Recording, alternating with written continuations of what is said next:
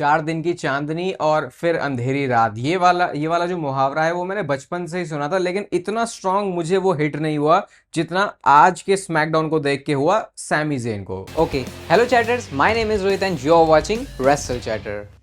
तो इस वीडियो में आज रिव्यू करने वाले हैं स्मैकडाउन के एपिसोड को, और ये स्मैकडाउन डब्ल्यूडब्ल्यूई ने रॉ के बाद ही टेप कर ली थी। मुझे भी कई सारी चीजें पता चल गई थी, लेकिन पिछले बार की तरह स्मैकडाउन लीक नहीं हुई थी, इसलिए मैंने इसके बारे में कुछ भी डिस्कस नहीं किया और ना ही मैंने इसको ज्यादा वहां पे जाके देखा। मैं चाहता था कि रिव्यू अच्छे से किया जाए, वरना वैसे फिर भाई वो मजा नहीं आता। तो सबसे पहले जो शो की स्टार्टिंग है वो होती है सैमी जेन के साथ, जो कि हमारे अनडिस्प्यूटेड चैंपियन है। उनको पहले अच्छा रिएक्शन मिला जैसे उनका म्यूजिक प्ले हुआ, उसके बाद मैंने चीज नोटिस करी कि थोड़ा सा रिएक्शन मिक्स सा हो गया था सैमी जेन के लिए। ऐसा नहीं था कि एकदम से सारे लोग उनको चीयर कर रहे हैं, और मैं थोड़ा सरप्राइज हुआ कि मतलब नहीं मिला सैमी जेन को वैसा रिएक्शन। लेकिन पता ये अच्छी बात है सैमी जेन के कैरेक्टर के लिए, क्योंकि वो दिखाना ऐसा चाह रहा है कि जैसे कि वो गुड गाय है, लेकिन एक्चुअल में वो एक गुड गाय नहीं है। तो ये परफेक्ट ब्लेंड है मुझे लगता है। जो भी ऑडियंस का रिएक्शन है, इवन वो भी जो सैमी जेन कैरेक्टर खुद प्ले कर रहे हैं वो भी, और जो ऑडियंस की तरफ से उनको रिएक्शन मिलता है, इसके बाद वो थैंक यू करते हैं भाई चैंपियनशिप जीतने के बाद जो भी रिस्पॉन्स मिला है उनको। और फिर कहते हैं कि एक चीज यहाँ पे फनी है कि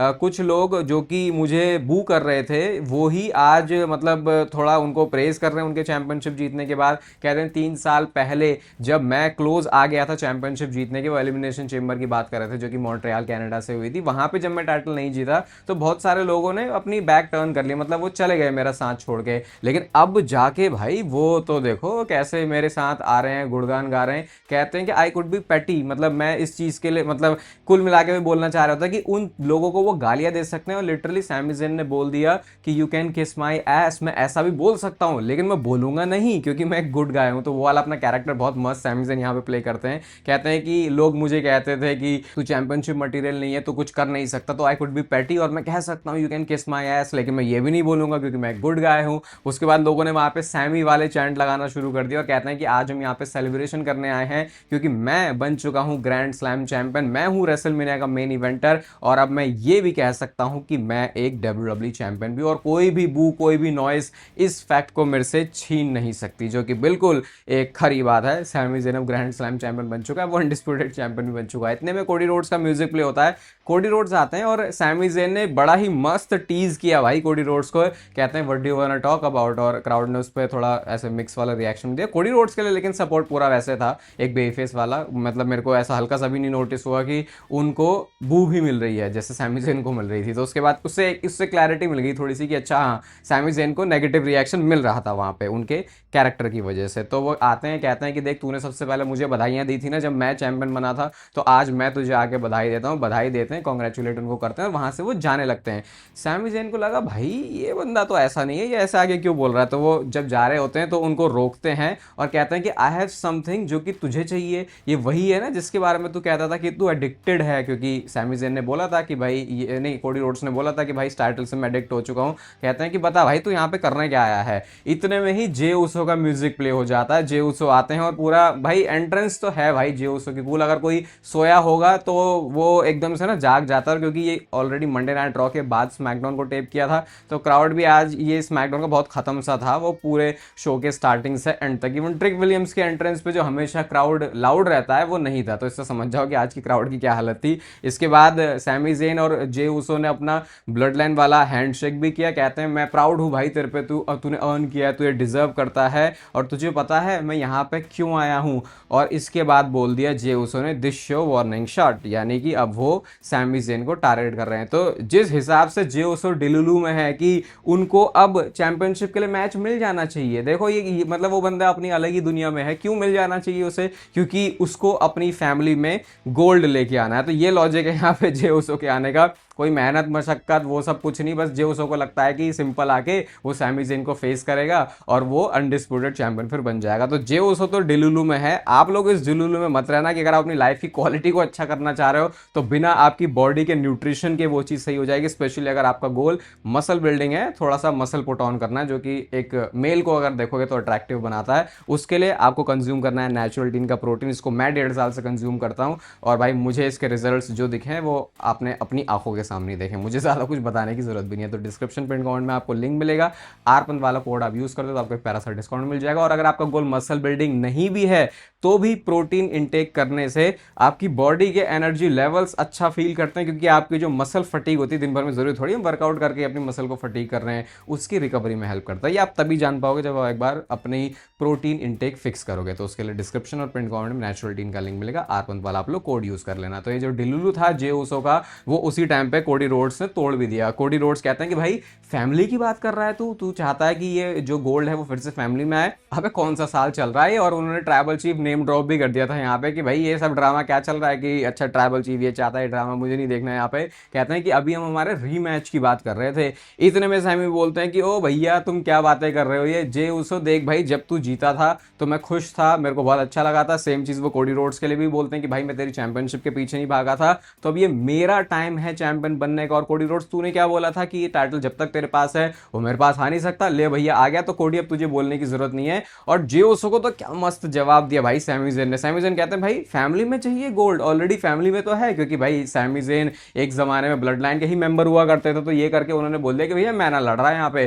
सैमी ज़ेन वहां से जाने लगते हैं, लेकिन आते हैं एडम पियर्स, और एडम पियर्स कहते हैं भैया ऐसे तो ना हो पाएगा। सैमी ज़ेन कहते हैं यार मैं चैंपियन हूँ समर स्लैम में, मुझे कैसे फेस करना चाहिए, इतना तो मुझे मौका मिलना चाहिए ना।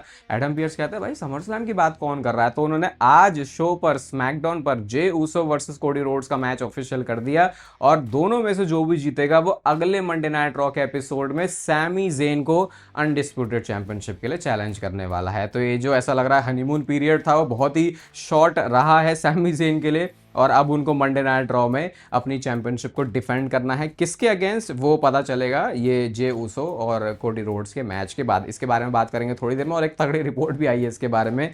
फिर backstage Sammy Zane Adam Pierce से जाके पूछते हैं कि भाई ये क्या हो गया, वो क्या हो गया। सिंपल सा उन्होंने बोल दिया भाई तू रॉ का सुपरस्टार है नहीं है, उससे कोई लेना देना नहीं है, तुझे अब ये चीज़ करनी ही पड़ेगी। और फाइनली जॉनी गार्गानो के साथ भी सेगमेंट आता है सैमी ज़ेन का। कहते हैं कि जब कोई नहीं था मुझे सुनने के लिए तो जॉनी गार्गानो तूने सुना, बहुत फनी लग रहा था वो सुनने में। और उसके बाद वो टाइटल के साथ कहते हैं कि यार फोटो वोटो भी खिंचवा दो मेरी, जिसके बाद सैमी ज़ेन ने उसको पोस्ट भी किया था। तो अभी देखते हैं क्या है, किसी डायरेक्शन में जा सकती है स्टोरी जॉनी गार्गानो वाली। एक टाइम पे ये वो बंदा था जो ऐसी रेसलिंग खतरनाक करता था, लेकिन खैर अगेन उस चीज़ से इतना फर्क पड़ता नहीं, क्योंकि आपके पास कैरेक्टर भी होना चाहिए। इसके बाद शो पर नेक्स्ट मैच था 6 women tag team match, Jade Cargill Michin B Fab versus Charlotte Flair, Chelsea Green Tiffany Stratton. Jade Cargill ने जेडेड अपना फिनिशर लगा के चेल्सी ग्रीन को इस मैच में हरा दिया। फिर शो पर एक और मजदूरी मैच आता है जो कि रे फिनिक्स वर्सेस वाइकिंगो के बीच में था। अबे ट्रिपल ए प्रमोशन में तुम जो करते हो हमें क्या लेना देना उस चीज से भाई, तुम अपना 1 घंटे, अब तो 1 घंटे का घंटा भी नहीं है भाई, 2 घंटे की स्मैकडाउन थी, फिर भी ये हरकतें डब्ल्यूडब्ल्यू की रहने ही वाली है। वो आदत लग चुकी है ना, गंदी आदत तो एकदम से जाती नहीं है।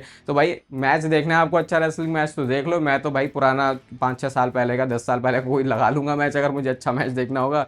रे फिनिक्स ने अपने मैक्सिकन मसल बस्टर के साथ इस मैच को जीते। फिनिशर बहुत कूल लगता है वैसे उनका, बट मैं ये देखना चाहता हूँ कि जब भारी भरकम बंदा आ गया तो क्या रे फिनिक्स ये हिट कर पाएंगे, एग्जीक्यूट कर पाएंगे। उसके बाद फिर बैक स्टेज से एक और सेगमेंट था जहां पे ब्लेक मनरो ने जूलिया और कियाना जेम्स दोनों को ही फोड़ दिया है। तो अभी शायद उनकी जो फ्यूड है स्टार्टिंग में वो जूलिया के साथ होने वाली है। कियाना जेम्स भी बड़ी खुश हो रही थी पहले, यार पिट गई, लेकिन उसके बाद ब्लेक मनरो ने जाके उन्हें भी तोड़ दिया। अब बैक स्टेज से ब्लड लाइन का सेगमेंट था, जिमी उसो जेकब फाटू से बात कर रहे थे, उतने में वहां पे रॉय स्कीज आते हैं। तो रोमन रेंस ने यहाँ पे भेजा है जेकब फाटू और जिमी उसो को, ये चीज उन्होंने क्लियर कर दी। और पूछते हैं अगर तुझे पता है सोलो कहाँ पे है तो बता भाई, वरना हमें तेरे से कोई बात नहीं करनी। इसके बाद रॉय स्कीज कहते हैं भाई ये जो फैमिली होती है ना ये ब्लड से नहीं होती है, लॉयल्टी से होती है, और मैं लॉयल हूँ जेकब फाटू तेरे लिए, इसलिए तू मेरी फैमिली है।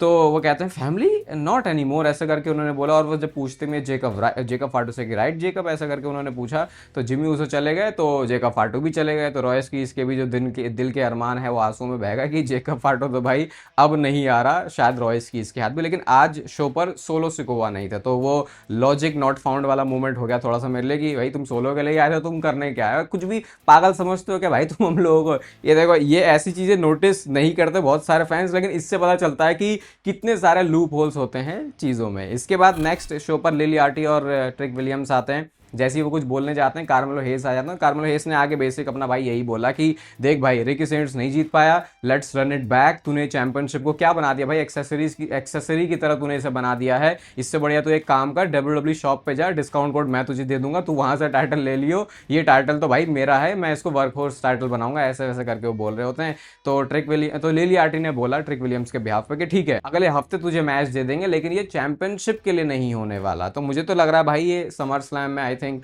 कुछ इनके बीच में कहानी पकाने वाले हैं, क्योंकि ये आई थिंक समर स्लैम के हिसाब से अच्छा मैच हो सकता है ये। तो ट्रिक विलियम्स ने मारा तो उसका जवाब भी दिया फिर कार्मेलो हेस ने, जब उन्होंने उनके ऊपर आउटसाइड डाइव लगा दी। आज मुझे कार्मेलो हेस का प्रोमो वर्क अच्छा लगा, मतलब वैसे वही मैं बात करता हूँ ना कैरेक्टर दिखाने की, तो वो कैरेक्टर शो किया कार्मेलो हेस ने। बट देखते हैं अभी आगे चलते हुए उनका जो कैरेक्टर है वो कैसे चलता है, सिर्फ एक शो से अभी हम जज नहीं कर सकते। फिर डैनहाउजन का भी सेगमेंट था, मिज और केट विल्सन होते हैं और मैट कार्डोना वहां पे आता है, तो उन्होंने एक स्विच नॉब घुमाने के लिए उन्हें बोला, और जैसी घुमाई भाई तो दुनिया हिल गई पूरी मिज और केट विल्सन की। वो करंट में हिल रहे हैं, दिस इज ऑसम, टॉक्सिक वॉक्सिक वो सब बोल रहे, तो आप क्या बोल सकते हो अभी से? आप ये तो नहीं बोल सकता कि यार मिज के साथ ये क्या हो रहा है, क्योंकि वैसे भी मिज के साथ तो कुछ ऐसा होना भी नहीं है, तो कुछ एक सेगमेंट करना ही होता है डैनहाउजन का, तो डब्ल्यूडब्ल्यू ये चिपका देती है फैंस को। इसके बाद नेक्स्ट मैच आता है शो पर, ब्री बेला वर्सेस लेनी के बीच में, जो कि फेटल इन्फ्लुएंस से हैं। तो रिंग साइड में बहुत सारी भसड़ होती है, उसकी वजह से लेनी ने अभी इस मैच को जीत लिया है। तो आई थिंक डब्ल्यूडब्ल्यू वो एक सही टाइम आने का वेट कर रही है जब फेटल इन्फ्लुएंस के पास वो विमेंस टैग टीम चैंपियनशिप होगी। और फिर आता है नहीं अभी मेन इवेंट नहीं, अभी बैक स्टेज सेगमेंट था, कोडी रोड्स बैक स्टेज से जा रहे होते हैं और फिन बैलर वहां पे आते हैं, कहते हैं भाई मैं तो स्मैकडाउन में आया था कि तेरे टाइटल के लिए मैं मैच करूंगा, तेरे पास तो टाइटल ही नहीं है। तो अभी वो ऐसा फोकस कर रहे हैं कि अब कोडी रोड्स को वो नंबर 1 कंटेंडर जीत के वो चैंपियनशिप जीतनी है, फिर फिन बैलर उनके ऊपर नजरें गड़ाएंगे। लेकिन उससे पहले आ जाते हैं टामा टोंगा और कहते हैं पुराने जितने भी मेरे कहानी के पन्ने थे मैंने सारे बंद कर दिए हैं। और टाला टोंगा ने फिर आके मारना शुरू कर दिया फिन बैलर को। मारा ऐसे नहीं कि भूत ही उतार दिया, ऐसा मारा कि देख ले भाई दूर रहे, अब हम वो बंदे नहीं है जो हम पहले हुआ करते थे, यारी दोस्ती कोई बुलेट क्लब वाली बातें मेंशन करने की जरूरत नहीं है। तो शायद पहली स्मैकडाउन में जो फ्यूड है फिन बैलर की वो होगी टामा टोंगा के साथ, विच इज गुड। मैं ये नहीं मतलब आप बोल ये भी सकते हो भाई ये कहाँ उनको लड़वा रहा हो, लेकिन मोमेंटम डब्ल्यूडब्ल्यू अगर बनाना चाह रही है फिन बैलर का उनको फिर मेन इवेंट सीन में लेके जाने के लिए, तो आई थिंक ये चीज़ हेल्पफुल हो सकती है। और फिर आता है शो का मेन इवेंट जो कि था Jey Uso versus Cody Rhodes के बीच में मैच।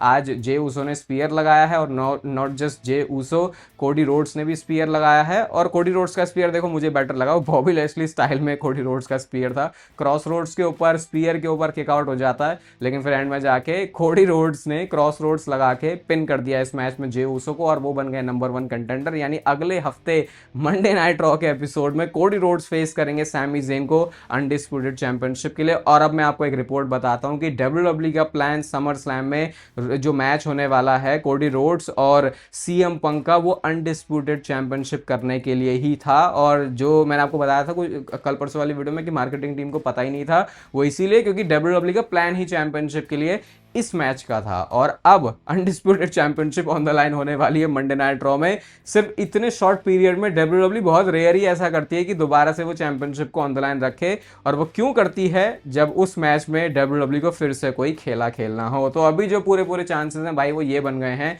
कि अगले हफ्ते मंडे नाइट रॉ में सैमी ज़ेन अनडिस्प्यूटेड चैंपियनशिप को ड्रॉप करने वाले हैं और फिर जो मैच है कोडी रोड्स और सीएम पंक का वो होगा अनडिस्प्यूटेड चैंपियनशिप के लिए। तो इसीलिए वीडियो के स्टार्ट पर जो मैंने आपको बोला कि 4 दिन की चांदनी फिर अंधेरी रात, वो वाला सीन होने वाला है सैमी ज़ेन के साथ। अब क्या इसके बारे में मैं बोलूँ, ये तो खैर पहले अभी हमको अगले मंडे नाइट रॉ के एपिसोड का वेट करना पड़ेगा, लेकिन अगर ऐसा ही चल रहा है भाई तो मतलब सैमी ज़ेन के लिए तो जो मतलब चीज़ें हैं वो आने वाले हफ्तों में ऐसे नहीं होने वाली, जिसके लिए वो बहुत ज़्यादा खुश है, क्योंकि वो बंदा बात कर रहा है कि समर स्लैम में मुझे किसे फेस करना है। इवन रिपोर्ट ये भी कहते हैं कि समर स्लैम में ऐसा भी हो सकता है कि सैमी ज़ेन फीचर्ड ही ना हो। चलो ये तो सैमी ज़ेन की कहानी है, अगले मंडे नाइट रॉ का हमको वेट करना पड़ेगा। लेकिन जाते आते एक ब्लड लाइन की कहानी है, मैं आपको और बताता हूँ। तो रिपोर्ट ये आई है ब्लड लाइन की स्टोरी के बारे में कि डब्ल्यूडब्ल्यू ये जो ब्लड लाइन की स्टोरी अभी रॉ स्मैकडाउन दोनों पे चला रही है, इसको ये लेके जाएंगे बियॉन्ड रेसलमेनिया 43 जो कि रियाद सऊदी अरेबिया में होने वाली है। मतलब डब्ल्यूडब्ल्यू ने सही में अपना वो जो सारा काम है, जो असला बारूद है वो पैक कर लिया है, लोड कर लिया है, और एक बार फिर से एक लंबा स्ट्रेच होने वाला है इस ब्लड लाइन की स्टोरी का। और आई होप डब्ल्यूडब्ल्यू